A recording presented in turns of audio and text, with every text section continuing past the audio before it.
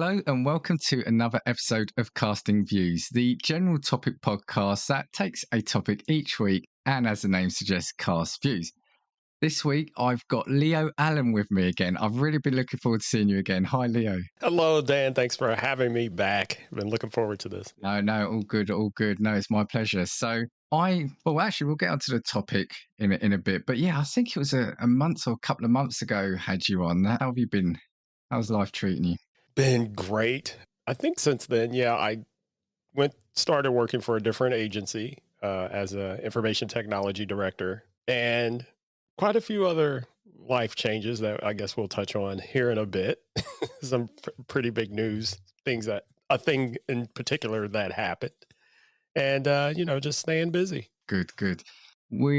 We'll tell you what. Let's hear from some friends because, as Leo said, I got him on specifically for this subject, and I think it mixes a little bit of personal view and also kind of what you know for. I've tend to have got you on. Well, the casting hot takes was a totally random episode I've got you on, and I absolutely loved that. So maybe we should do another one in a couple of Oh months yeah, and invite a couple of other pods on.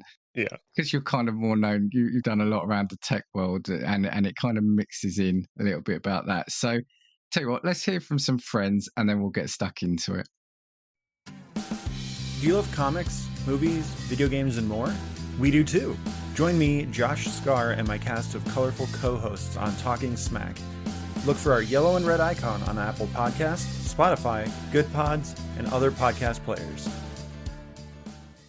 Right, so we're going to speak about the world of medicine, and I've said on this pod a couple of times that some of the big advances that have happened and some that are coming up, or I think coming up, are going to be in the medical world. So when I approached you about this, there was a specific reason which, happy when I hand over to you if we want to go straight into that. We looked at talking about, and you helped me really frame it well, where we've been, where we are, and cast an eye. And yeah, we'll keep this for prosperity for like 10 years and we'll see if anything we talk about actually comes true. Right.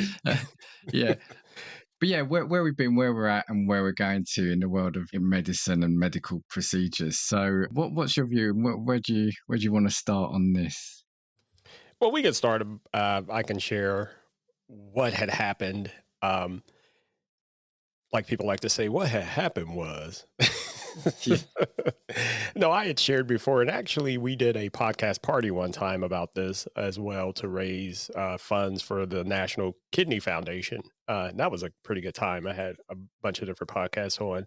But long story short, I have a daughter. She's 20 years old now. She was in chronic kidney failure and got to the point as of last year, it was, okay, because they can maintain kidney failure for so long with medications. But the thing with kidneys is they don't get better.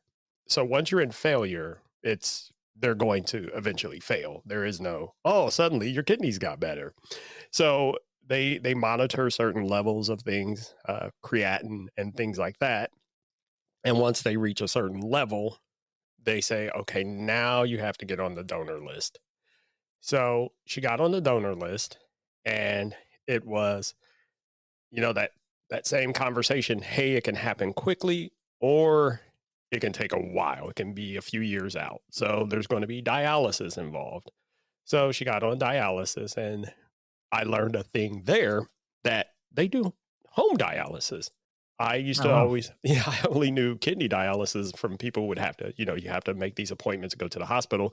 Well, actually, there's this small dialysis machine, and they give you all the solution and the tubes and blah, blah, blah. And they put a special catheter inside of you and yada, yada.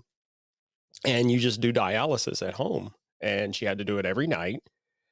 And, this was dialysis. Again, that's just a stopgap measure until you get a donor. So, of course, all of my family and a few friends, everyone filled out the donor. People stepped up saying, hey, I could be a donor. They did the swab, and you send everything in. And I have a sister-in-law who ended up being a match. And she said, yes, of course, I'll do it. So long story short, my daughter only waited 6 months to get a kidney transplant. So in February of this year, she got a new kidney. And it's amazing the turnaround, how her health it turned around literally within a week. It's really amazing to me how important the kidneys are for where they are and the size that they are. They're like those organs that I think you don't think about until you have to think about them.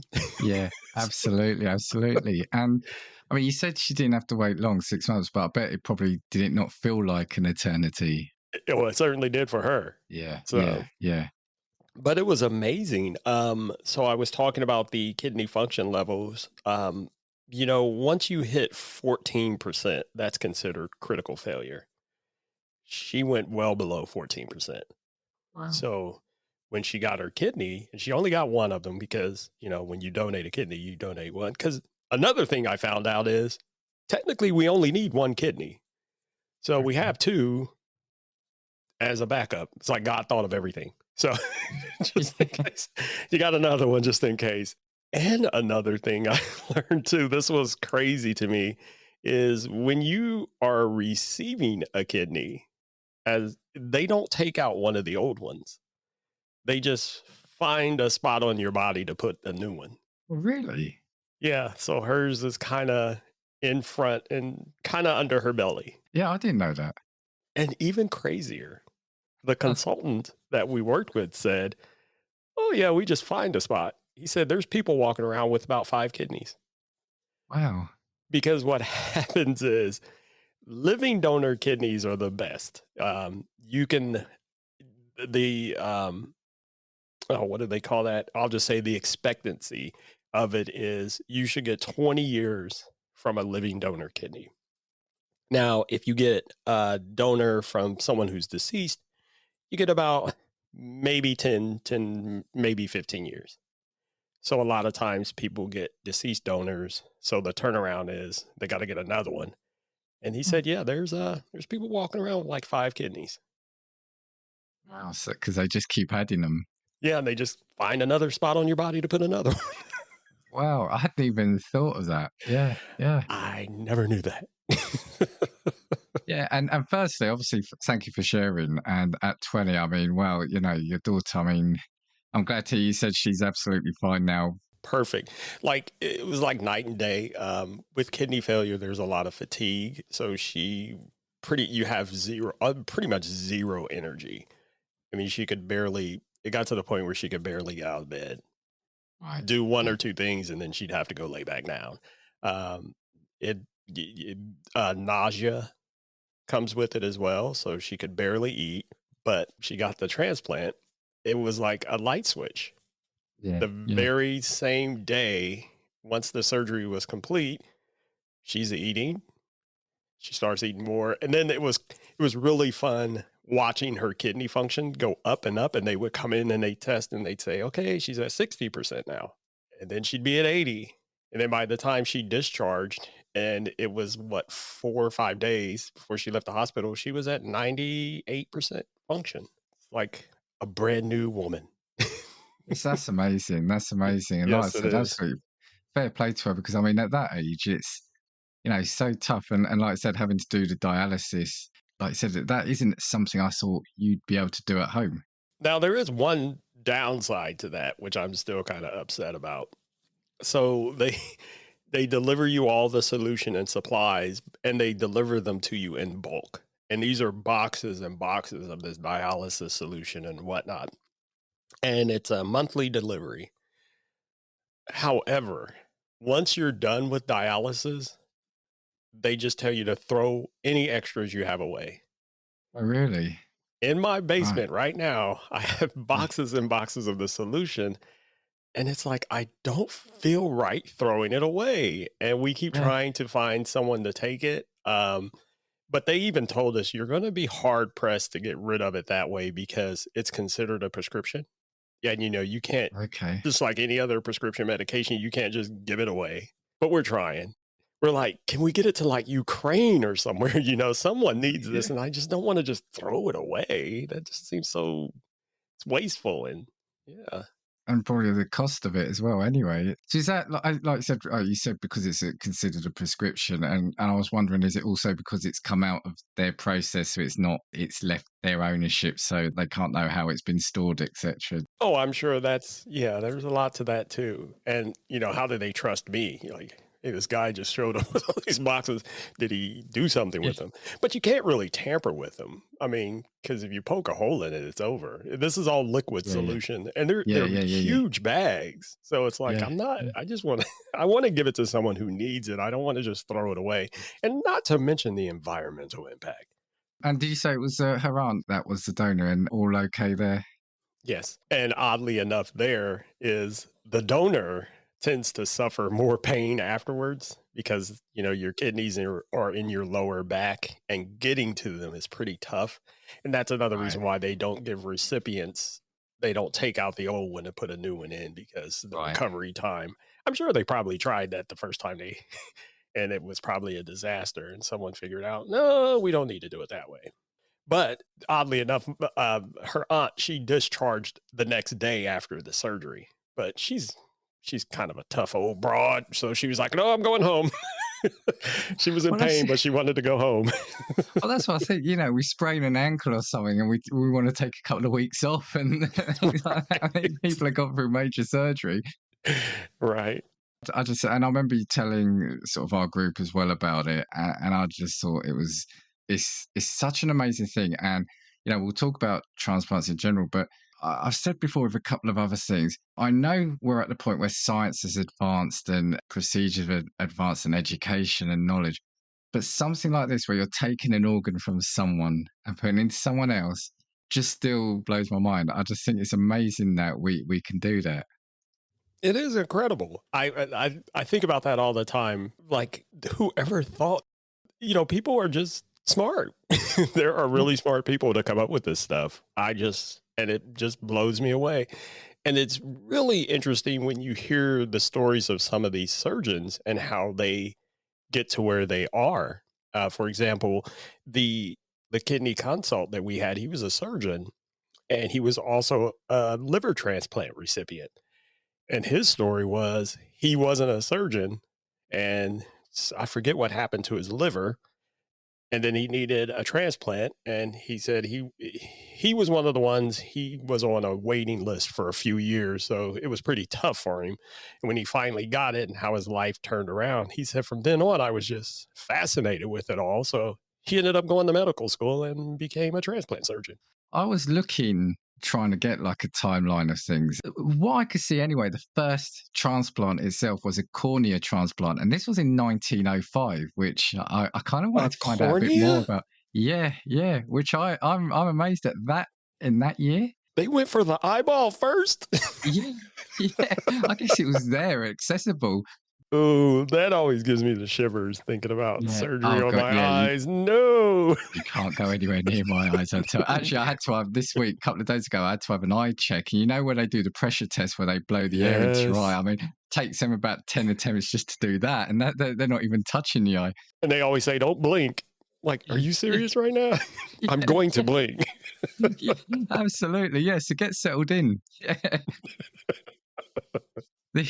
The first successful kidney transplant I got was 1950, and that was in Chicago. Mm-hmm. First successful lung transplant was in 1963. And it was on kidneys, as we talked about that. I think in the UK, the first one was in 1960. And random, the year I've got 2009, 2010, but there were 2,694 kidney transplants performed. So this is 15 or 13 years ago. So it's just, it is just amazing now. Like we're talking about the cornea, but there isn't almost anything.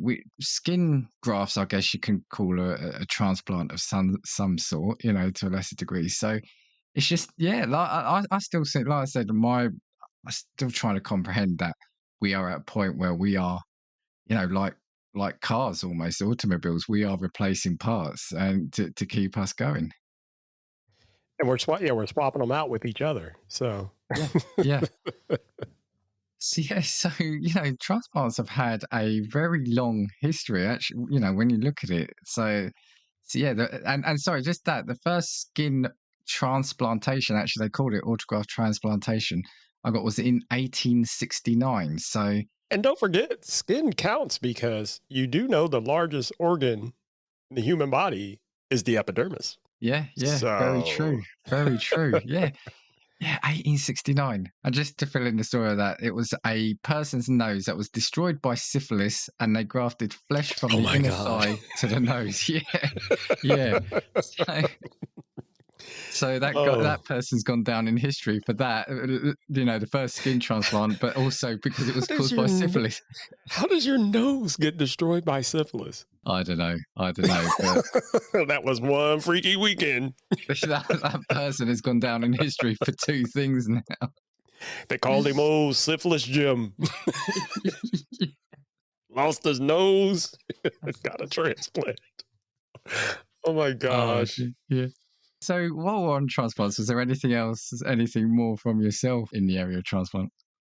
Well, I do have a couple things that I was going to bring up history wise. I like to Mm. start from the beginning of stuff because once I get fascinated by something, I think a little foundational history helps to, Yeah, just to understand. And I just started absolutely. doing a broad search of things. And the one thing I started with was blood transfusions for some reason, probably because I'm a bit macabre. And I was thinking about, when was the first time this ever happened? So it was in 1628. An Wow. English physician named William Harvey discovers the circulation of blood, and then shortly after, the first known blood transfusion was attempted. Now, it doesn't say whether or not it was successful, but then in 1665, the first recorded successful blood transfusion occurred in England. It was an physician named Richard Lauer, but he did it to dogs. So this was more like an experiment. He was doing experimental blood transfusions. Yeah.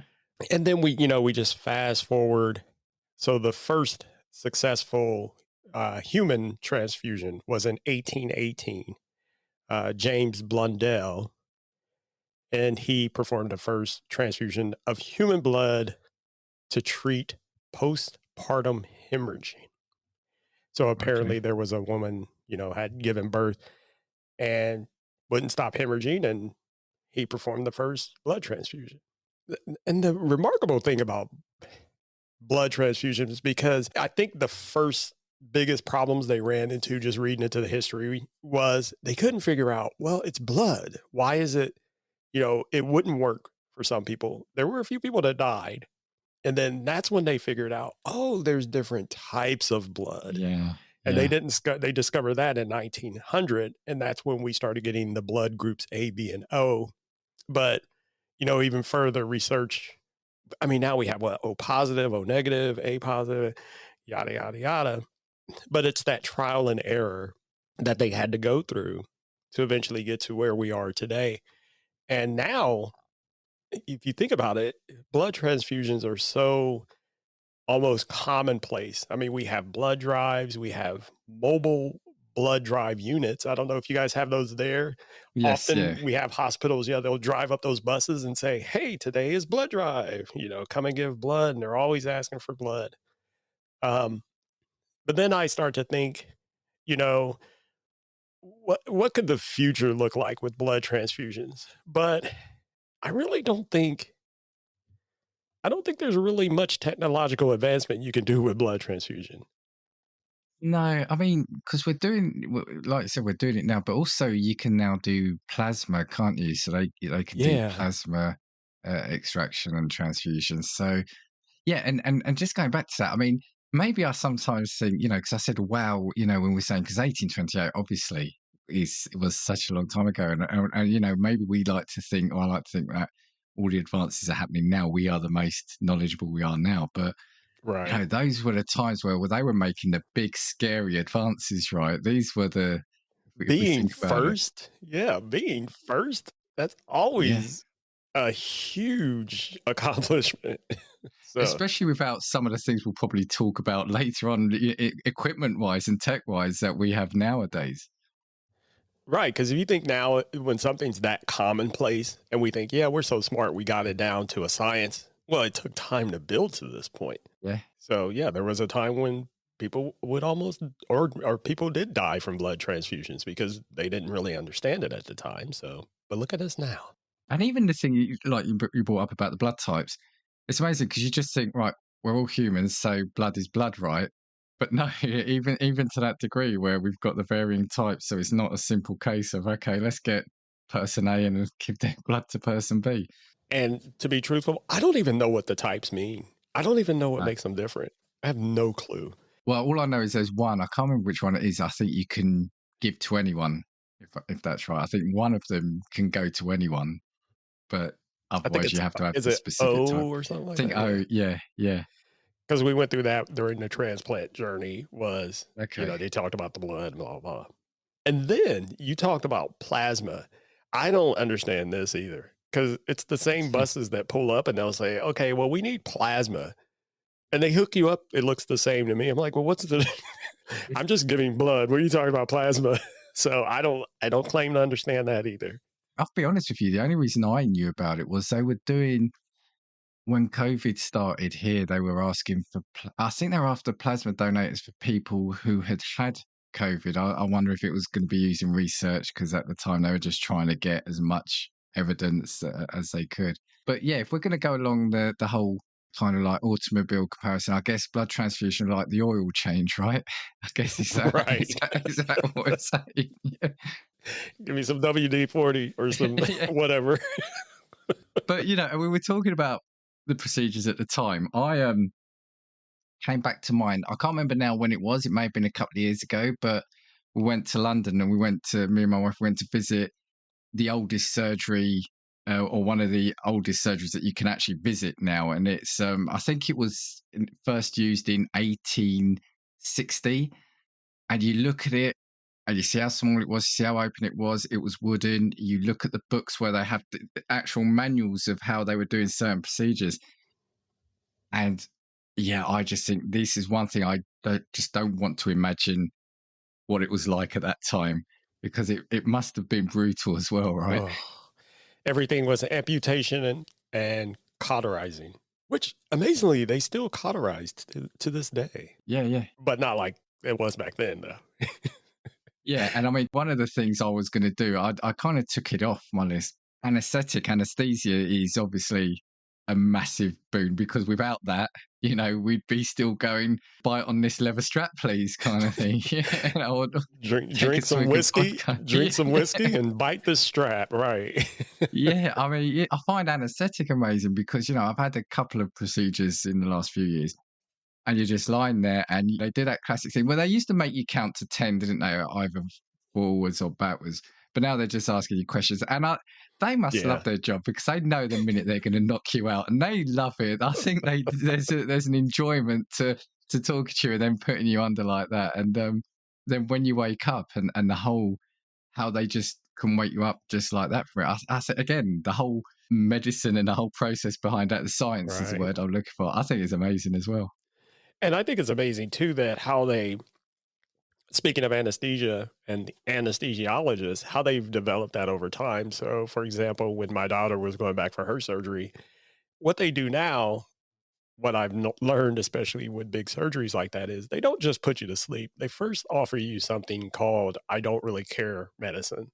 So they give you the shot, makes you a little loopy.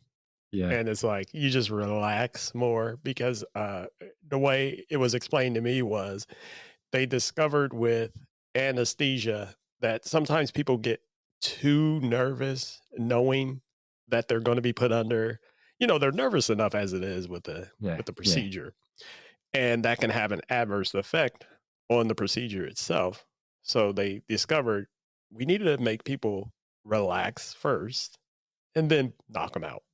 To give you a little sedation first and then knock you out. Yeah. Like I said, I think it's amazing. And then I tend to veer between when I've woken up, either just being really tired and not grumpy, but just really tired and monosyllabic to kind of just won't stop giggling and laughing with the nurse that's waking me up. So, yeah. I also, That's part of my theory of time travel too, but we'll talk about that another day. Oh, but there we go. Got your next episode. Actually, yeah, I've been thinking about time travel a lot recently. We won't go into that. Okay, so where do you kind of want to steer the conversation now? So the next thing I looked at was, because I don't know why this suddenly has been on my mind lately, only because I was just wondering whatever became of this, because it used to be this really, really big deal. Like open heart surgery and artificial hearts. So Okay, I yeah. first looked into open heart surgery. And the first open heart surgery was performed by a Black surgeon named Dr. Daniel Hale Williams. Um, he performed the first surgery back in 1893. It was interesting because his story was, it wasn't really that's what he set out to do. He set out to say, he wanted to establish, because you got to remember the time period and how America was back then. He wanted to establish a hospital mainly for Black people, and that could train Black nurses. He felt, the training that they were getting was subpar because of racism, they were just kind of shoved to the side. So he managed to convince Chicago that, yeah, we're going to build this hospital. And then sometime after that, there was someone who ended up having I'll have to read through this. I'm sorry. I'm trying to keep the flow. So so one summer night, a young Chicagoan named James Cornish was stabbed in the chest and rushed to Providence, which was the hospital that the doctor established. So when the patient started going into shock, the doctor suspected a deeper wound near the heart. He asked 6 doctors to observe while he operated, and he was the first one to cut that deep, open the body cavity, the rib cage and everything to get to the heart, to perform the first open heart surgery, which is incredibly wild. Again, think about that time back then. Even, we were talking about being first. Here's the thing that would freak me out. I don't know. Have you ever worked on cars? No, not personally. Or have you ever worked on anything where it was already put together and you're like, Oh I know yeah, what I need yeah, to fix, and you start yeah, taking it apart, and then it's like, oh yeah, crap, yeah. I have to remember how to put all this stuff back. Imagine doing that to a person. I got to put all this stuff back. I can't. can only imagine how, again, and I use the word, I don't mean to use it lightly, but how brutal that must have been, Oh my gosh. again, with the tool. And fair play, because again, what did you say, 1890, 1890s? 1893. Yeah. Yeah, I mean, again, the time of that. So, it's honestly, we are just refining rather than anything. We the pioneers back at that time in terms of blazing the trail in these processes we do just as standard now. But can you imagine the the people around him when he was telling, "This is what I'm going to do. This is what we need to Like, do." Imagine the what? reaction. Yeah, Are yeah, you crazy, man? yeah. It's just because obviously you've got to get through the ribs, haven't you? It's got to be quite a traumatic procedure. I do have a somewhat traumatic story to share about that. I had an uncle, a Frenchman, actually, up in Canada. He's passed away since, but he had, I think, a total of 5 open heart surgeries. The first one he had, and I was really young when he had the first one. By the second one, I think it was, he was telling us what it was like. He was like, yeah, they break your ribs basically. Yeah, They have yeah, to. They break yeah, your yeah, ribs, open you up, do what they got to do, and then they mend you back up.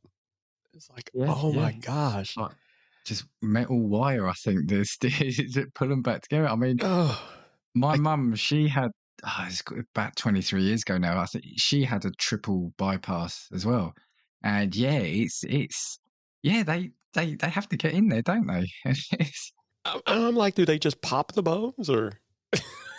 They must I mean, just saw through. Yeah, they must just saw through them, and I think it's because I know, if I remember right, it's metal wiring to kind of maybe Mm, pull them together to get them to fuse together again. Because bones will kind of heal, won't they? yeah. Well, now we're at the point today, there are nearly 900,000 open heart surgeries performed each year, nearly a million every year. Yeah. So you They- imagine the first guy, and then now it's again pretty much commonplace. Well, that's it. And if it wasn't for him, these million people a year, Yeah. yeah, would be suffering. And I wonder if you could go back and say to him, look, what you're doing is going to be done up and down the country in little rooms, in big rooms with tech, going to be done just like that, and people will be recovered in however many weeks. And I think that the other 6 doctors around him would be like, no, shh, don't say that. Yeah, yeah. Well, This guy's well, crazy. The patient's but not going to make it. the difference being we're going to do it with anaesthetic nowadays. That's the thing.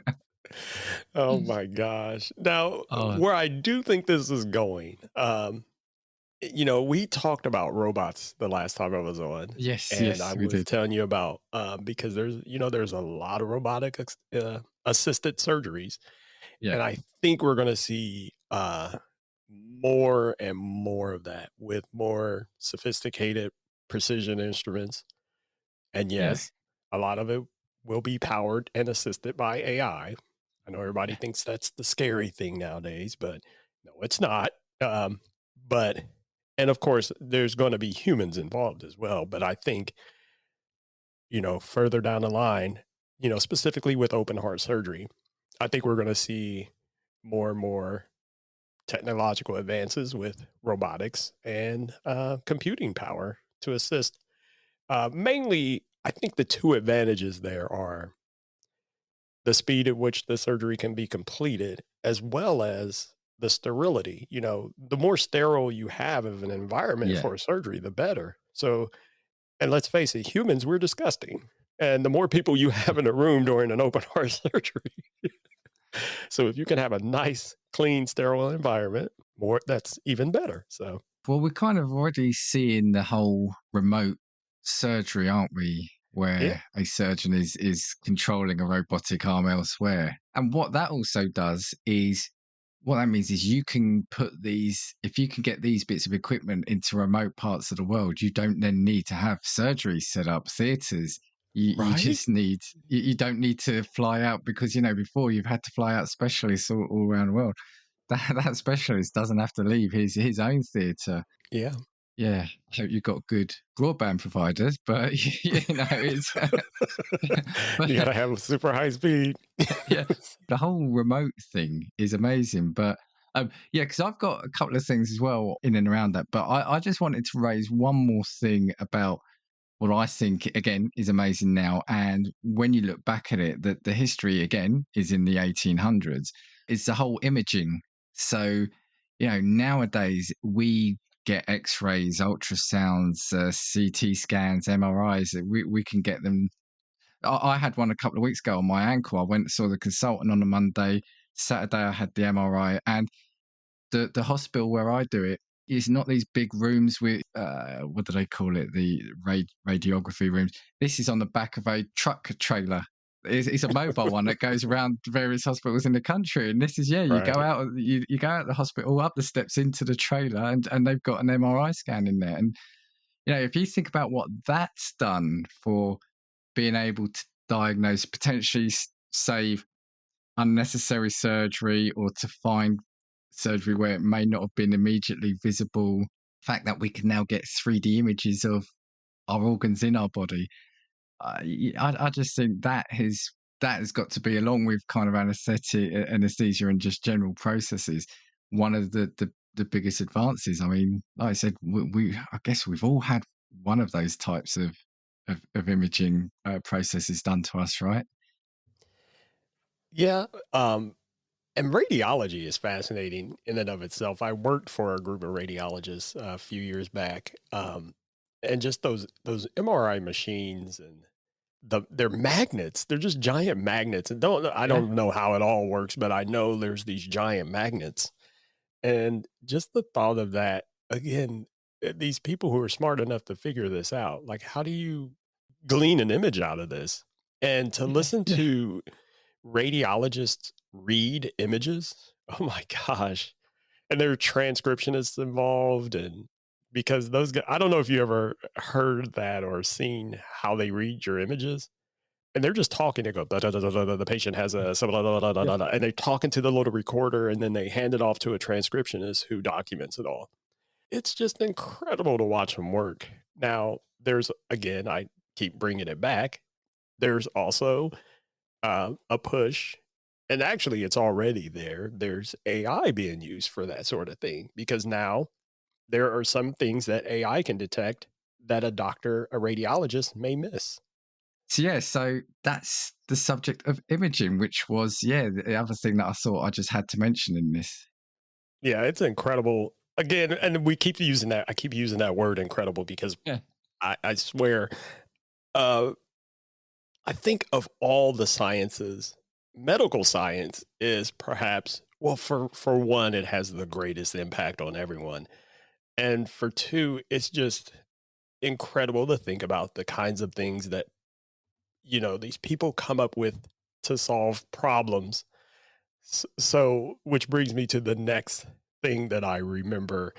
I was talking about, I started thinking about heart, open heart surgery, blah, if I could talk. Yeah. Yeah. But what really made me think about it was I started thinking, now I can't remember how old you are, Dan, but I do remember back in, I believe it was 1987, where there was just this huge chatter about, do you remember the Jarvik 7? Not by name. Not by name. So what that was the first successful artificial heart. Oh, And okay. yeah, Okay. it was Robert Jarvik who created the Jarvik 7. Now, it's important to remember because I remember when it was huge in the media. It made, worldwide media, artificial heart, artificial heart. But I was reading some of the history about it. And even Dr. Jarvik himself said, well, the first person he performed it on, he was like, I don't think he's going to make it past 10 days. He's like, that's not, this isn't really a replacement heart because, of course, that's how it was billed in the Yeah. media. Oh, we're Yeah. all we can, we're all saved. We can just all have artificial hearts. Again, it's kind of like dialysis. It was created as a stopgap measure Yes. Yeah. to give people with heart disease more time before they get a living donor. And he went on to say one thing that disappointed him about the whole experience, again, of course, with the media. I mean, it really was a major medical breakthrough. However, he said it disappointed him that the media ran with the story the way they did. And when they realized the truth of what it was really for, all they could do was start pointing out all the things that went wrong. Even though he had said from the beginning, this is not a heart replacement. This is just a stopgap measure. Yeah. It's I'm just thinking also what happened to Jarvik 1 through 6, but maybe I should ask that. Well, Jarvik 1 caught fire. Jarvik 2. Yeah. But yes, it is unfair, and it must be really frustrating because, like you said, he never claimed it to be anything other than what he said it. But it's the media and everyone else putting all that hype around it. And even, back then I was still in high school and I remember going, wow, they can make artificial hearts. Yeah, yeah, And then when you yeah. see the thing, it's like, well, that doesn't really look like a heart. Well, the point was not really a heart. It's It's just enough, like you said. Yeah, yeah, the stopgap. and I'm sorry, I misspoke. It was 1982 when the first one. Again, yeah, still sort of quite early on in terms of if we look at the tech that's come since. Have you followed up in terms of creating organs now? Are we at a place where that's a thing, or we're doing a bit more of it? I mean, because I do remember there's that image of we've all seen that image of that mouse where it had the ear on the back of it, where they're Well, growing the ear.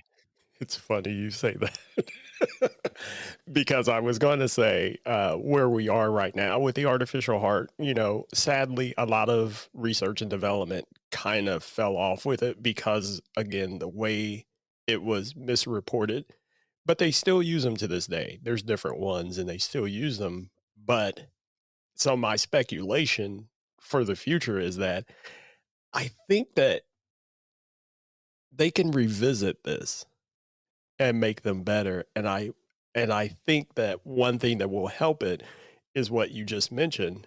If they can start, you know, getting a better grasp on basically lab grown flesh. And if they can find a way to meld it with the artificial heart so you can have a more quote unquote fleshy artificial heart, I think there's a future there. Yeah, I guess we're saying, and we'll probably say that tech is going to be everything, and tech is going to be at the heart of everything. But the other biggest thing it would be, yeah, if you could clone organs, or sorry, not clone. Maybe that gives the wrong It's impression, but lab grown. lab grown. Yeah, Yeah. absolutely. Yeah, lab grown organs would.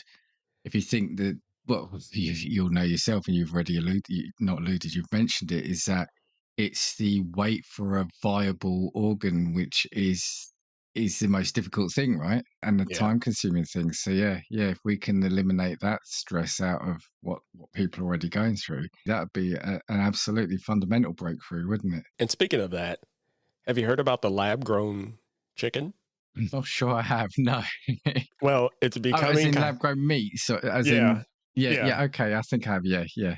It's becoming quite a big deal here because it's ironically, I just heard this morning on the news that they've approved, um, however that approval process goes, to allow them to continue to ramp up.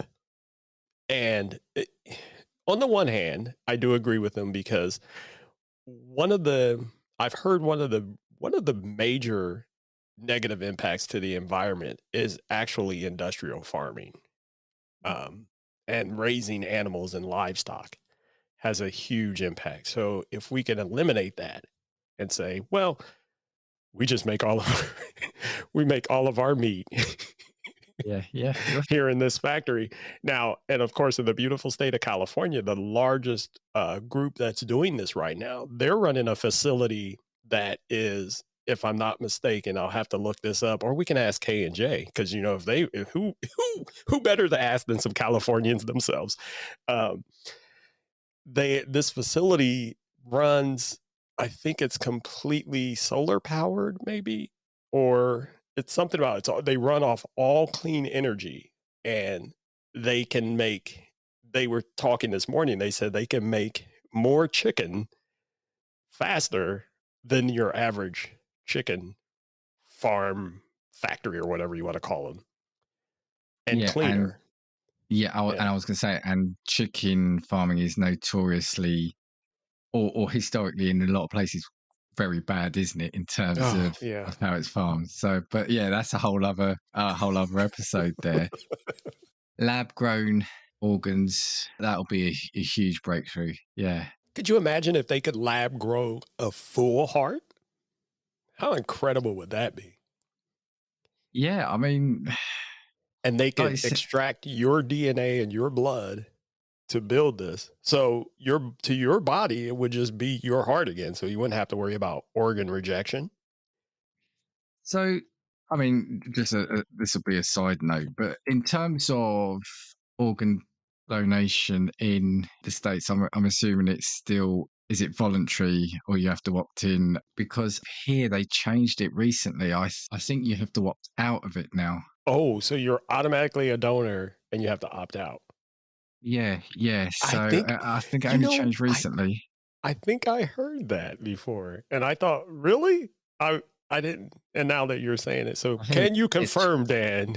yeah, This- 20th of May 2020, the law around organ donation in England was changed to allow more people to save lives. The law has changed. It will be considered that you agreed to become an organ donor when you die. If you are over 18, you have not opted out and you are not in an excluded group. So, yeah, so now you actively have to opt out of being a donor. Oh, well, So I it's can, quite a big I move. can, I can see both sides of that coin. So here it's still, yeah, you have to opt in, but they made it as easy as when you go to renew your driver's license. They say, "You want to be Mhm. an organ donor?" Yeah, sure. I always say yes because my thing is when I'm dead anyway. At What that am I? point, yeah. and, What's the and I've always said, I'm not laughing like that, but I always say, if anyone can find anything of use in my body when I've gone, then fair play to them, because all the ailments and stuff that I've had. well, So and yeah, I've said that too, but I've heard that ironically, that doesn't really matter. You may be suffering right now, but when you die, you got some valuable stuff in you, buddy. yeah. Well, yeah. So there you go. If you're in England, you didn't realise, yeah, you now have to opt out. Otherwise, it's the chopping block for you. That's it. Yeah. Well, one of the biggest problems why that law would never fly here is because of there's a lot of civil rights Mm, groups that would say absolutely not, because there's people who for religious reasons they will not ever donate organs. yeah. Yeah. I even when I was in elementary school, I lost a friend. She was in a simple car accident, and I mean, we were like 10 or 11 years old, and she ended up dying because her family refused to let them give her blood Such a shame. because of religious beliefs. So, I'm kind of surprised they did do that here.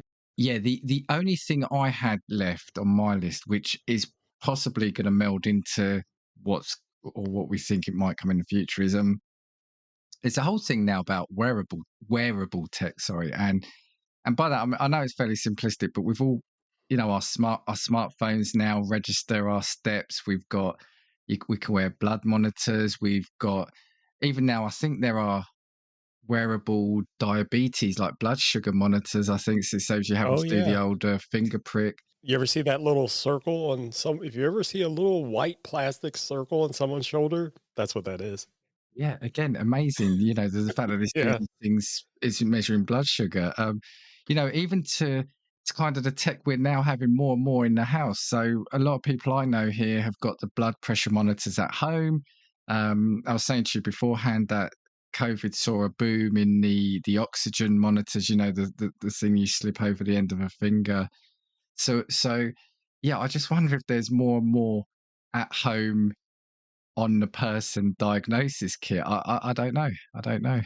Well, the biggest thing, it's your smartwatches. So, for example, I wear the Google Pixel Watch. It does the same thing. It does the CO2 measuring, the blood oxygen saturation. Apple was famously known for perfecting that with the Apple Watch. So, yeah, you're right. Wearables.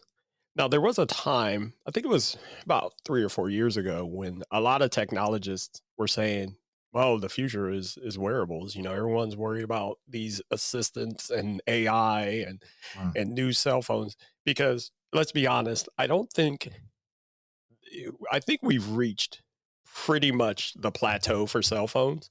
I yes. think we Yeah. reached Yeah. it years ago. And that's why Yeah. they keep pouring so much into the camera on the phone. It's like, because you can't really get past this blank rectangular glass front slate. This is about the end of it, right? So they had, so technology is like, well, what do we need to do next? Well, like you mentioned, health, being able to capture our own current health status through these devices, it's become a vital thing. I mean, you can even send all of that information to your doctor to Yeah. read for Yeah. you. Uh, Well, I've actually got, sorry, I've got, with my employment, I've got private healthcare, and here it is notoriously difficult to get a GP appointment. But with this, they've got an app. I can get an appointment that night or the next morning with a GP online. It was a video call. I got my referral letter for my ankle within half an hour after the call, and then I saw, then the whole thing about going to see the consultant and getting the MRI. So, the medical world coming into your own home feels like it's really, that's, yeah, like I said, that's the galloping pace now. So what more will we be able to start doing? Will we be able to flash a device at our leg and get an X-ray from an image from? No, who knows? As soon as we can figure out how to make radiation safe, yeah. Yeah. I mean, you even like the little home devices that we have. For example, I have the little Google Home Hub, and there's also what's the Apple called? Not Home Basics. Anyway, those devices, and I think Amazon is going to put it in the Echo, even though I keep hearing the Echo is on the chopping block for death. But what I was going to say is, sleep is valuable. So now they've made these devices to where they monitor your sleep while you're sleeping, and they can tell you about your sleep quality, and you don't even have to put it on. It sounds a little creepy, but it essentially watches you sleep, and it can calculate your sleep patterns through your breathing, and it can hear, snoring is apparently a sign of a health problem. You have people who have to have those CPAP machines, which even those are evolving too. So yeah, the home healthcare, I think that's going to continue to accelerate. Now, the only problem is privacy advocates who will say, no, that's too much. You're going way too far. I mean, I'm putting Google in my house. I'm putting Apple in my house, and let them listen to me breathe and sleep. What else are they listening to? And I keep telling those people, I've got some bad news for you. They already know. Aren't we looking at, right now we've got, again here, like I said, because it's difficult to get a GP appointment, you're getting people turn up at hospitals and A&E departments with a common cold because they want to see someone.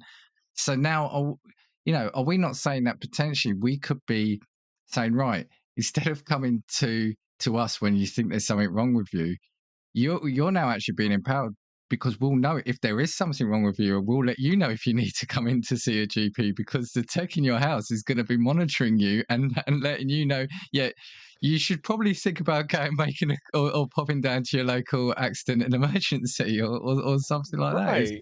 We'll be saving time. What was the little animated movie about the medical robot? He was like a big puffy white. It's really funny movie. Yeah. And it was basically about this kid who ended up this nanotech. It was a fight over nanotechnology, but his brother had created this robot that basically was with you all the time, and it can tell you what's going on with you. And he became a little annoying after a while, but it was really funny. I can't remember the name of the movie, but I could, just looking at that, I can envision a future where we would have something similar to that. Maybe it would be like a booth that's in your home, and you just step into it daily, and it just checks you out and says, okay, yeah, your blood pressure's fine. Hey, your temperature's a little elevated. Or whatever. Do a quick scan, like you said, maybe an X-ray, a CT, and send all that information off to a medical professional, and they say, yeah, okay, you look great today. But again, the problem is a lot of people freak out about that kind of stuff. They say that's giving away too much of my private information. I don't want that in my house. But on the flip side, people also complain about what you just talked about, going to see your primary or going to the hospital, and then you got to wait, and the wait's too long. Well, use the technology and you don't have to go through all that. And if you've had to wait a couple of months for a scan, then the scan tells you, no, you're absolutely fine. Well, you could have done that in 5 minutes in your own home and saved all that stress. The whole privacy thing, I'd rather know if I need medical assistance or not. And like you said, all these companies, anytime you fill the form out, they've got all your details. I remember my father used to say, because we used to get on him for throwing things away, certain papers. And we're like, Dad, you got to be careful doing that because, blah, blah, blah. And he said, well, if anybody wanted to find me, especially anyone in government, they already know where I am. Yeah. Yeah. And his point was, for example, did I make that address that's on my house? I didn't make that number up. I didn't name the street. Where did that come from? The government. if they want to monitor my blood pressure for me, fair play to them. Then at least Fair someone play. will be. Yeah, I mean, And I had to Google real quick. The movie I was talking about was Big Hero 6. So if that's you, it. Yeah, I knew the one you're talking about, but I couldn't remember it either. what's such But an odd name anyway? I want to wrap up in about 15 minutes or so because I want to give you opportunity again, just because I know you've got some things that you can tell the listeners about. But we're talking about futuristic things, and you've mentioned AI and robotics. So what do you think the next, or what do you think the next advances or use of tech is going to be in the medical world? I think it's going to be. Now, there was this huge story about a paralyzed man who was able to walk again because they put these implants in his brain and then they hooked him up to some mechanical devices that assisted him with walking. Now, I think most people, myself included, I kind of don't like the idea of that because it's like, I don't want implants in my brain. There's just something about the brain, that's too. So I would like to think that maybe, hopefully, in the future, they can develop something that, it's external and they can just, they can already attach cathodes to you and get certain Yeah. readings.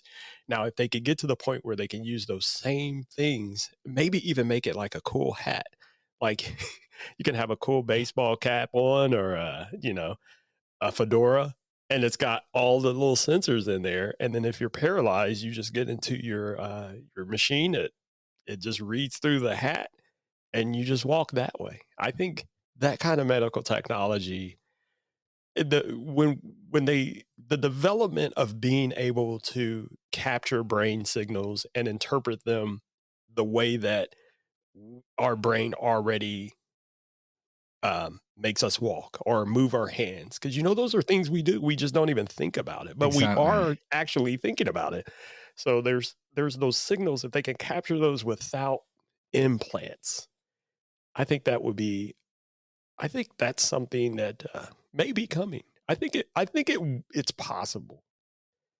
I get what you mean about the implant, and I'm wondering if that is, like you said, that's kind of like the stopgap. That is the interim period to understand it, because, like you said, we are just electrical pulses and synapses, right? And it's about interpreting that, capturing that, and interpreting that, and manipulating those. So, yeah, I guess the initial stage is how do we capture that and put those into a stimulus onto the brain to kind of kickstart the walking again. It's going to be a fascinating area because hasn't, like, everyone's favorite tech entrepreneur recently, I think, didn't he announce something, Mr. Elon?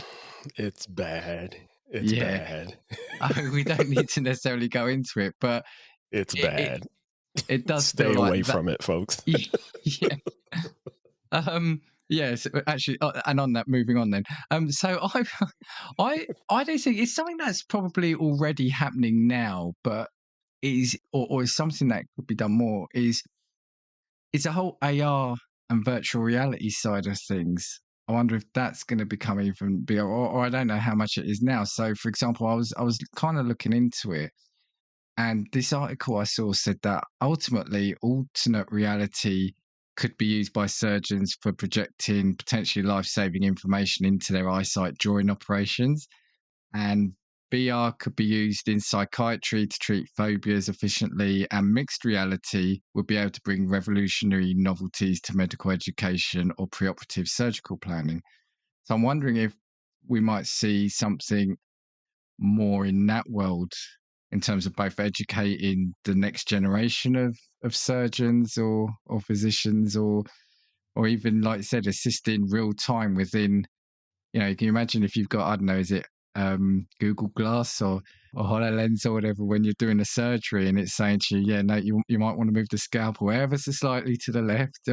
I'm glad you mentioned Google Glass in that whole sentence, because I was just about to say what you talked about was exactly what Google was attempting to do with Glass. So a lot of people criticized Google for Glass, and I was one of them, mainly because I was upset because to get a Google Glass, you had to sign up and they had to accept you. So it was like they made this big announcement, but then you couldn't even buy it. And even when you got accepted, you still had to buy it, and it was expensive.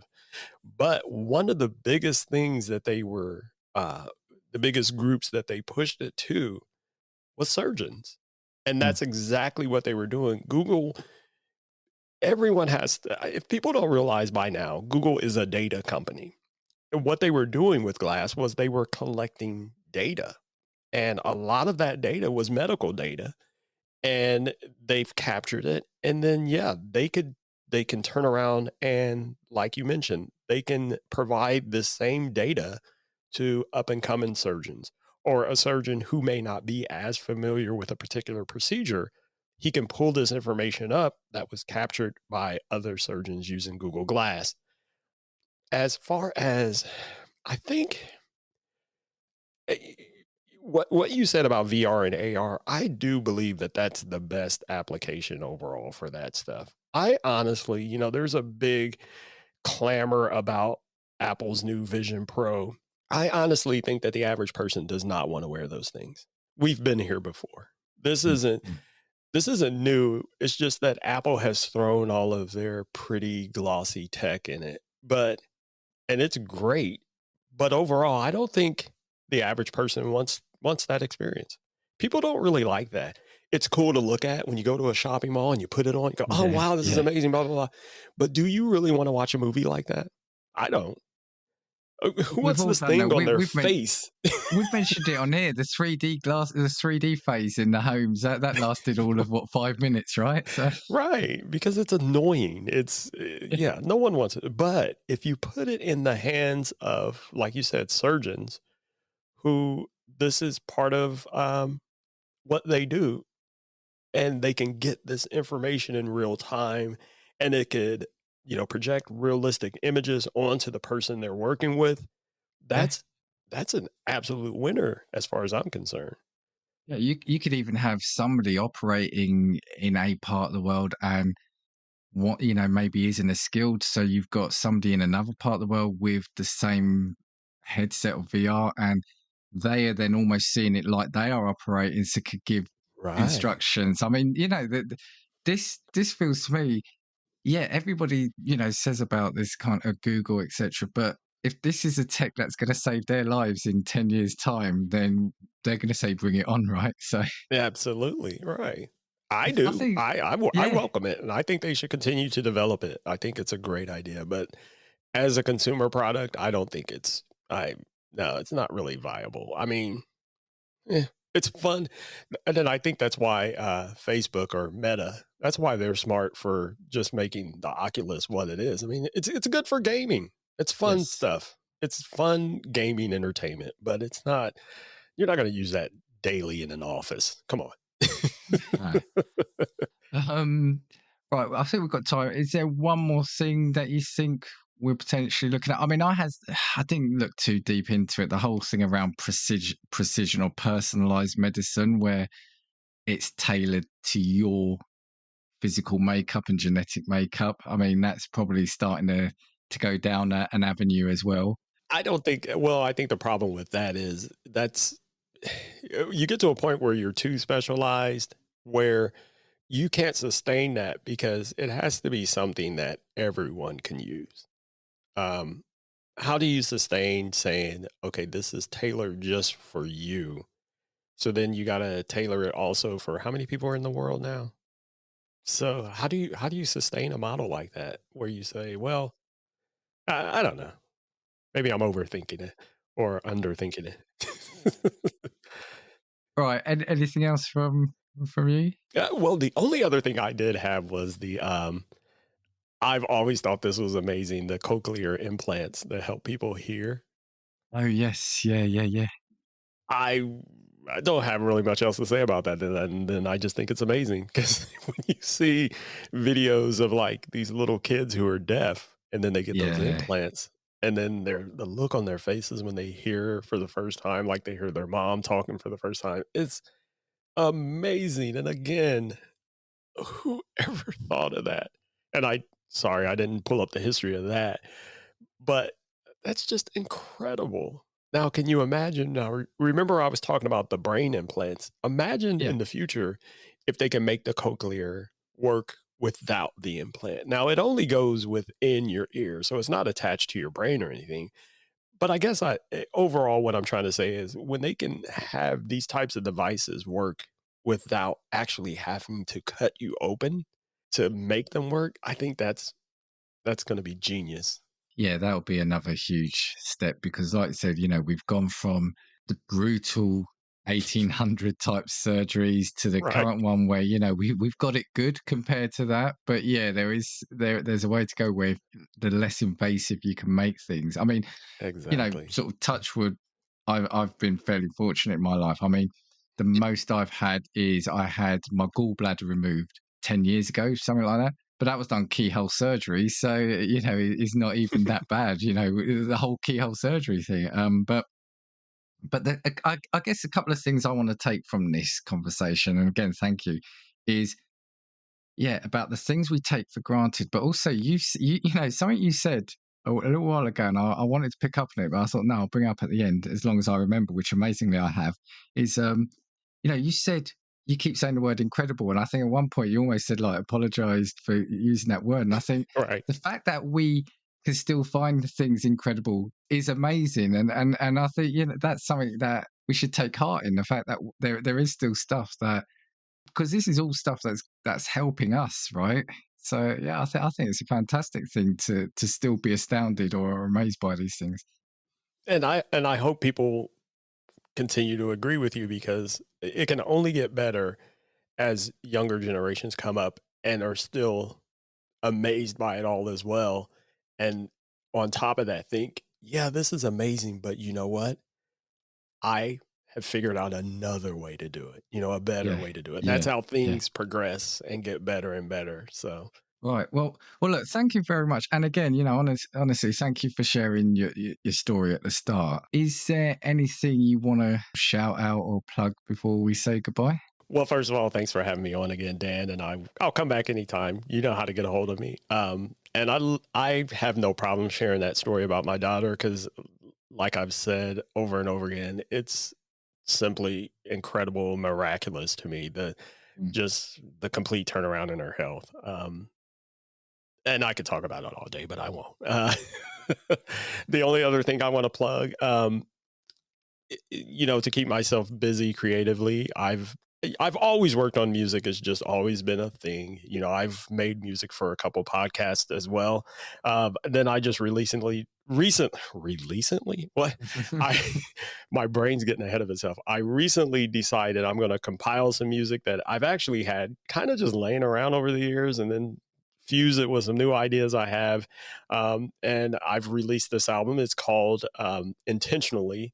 You can find it on Spotify. It's under the name Profound Simplicity, and the album is named Intentionally. You can find it there. You can go to YouTube and find it as well. It's just go to Profound Simplicity, youtube.com at Profound Simplicity. Yeah, I'll something like that. Yeah. So yeah, mainly that's what I've been working on, just being and working with some other friends, that I've worked with over the years, just doing creative stuff. As far as podcasting, people keep asking about voluntary input, and I say the same thing over and over again. You never know what the future holds. So. Absolutely. And in the meantime, we get the enjoyment of getting you on as many times as we can, so onto our pods. Exactly. I ain't got nothing else to do. I know. I really appreciate that. And also the other thing is, I know that you had food delivered before, just as this started, so I know I've kept you from that. So yeah, I can spell it still. So we're going to quickly wrap up. For me, you can get hold of me at castingviewspod@gmail.com and at castingviews on Twitter. And we'll see you next time. And I'm already starting the paperwork to get Leo on again, so don't worry about that. I'll see you next week. 1, 2, 3, 4. If I want your opinion, I will give it to you. Come on, take what we've got, 'cause you need it. Don't make us get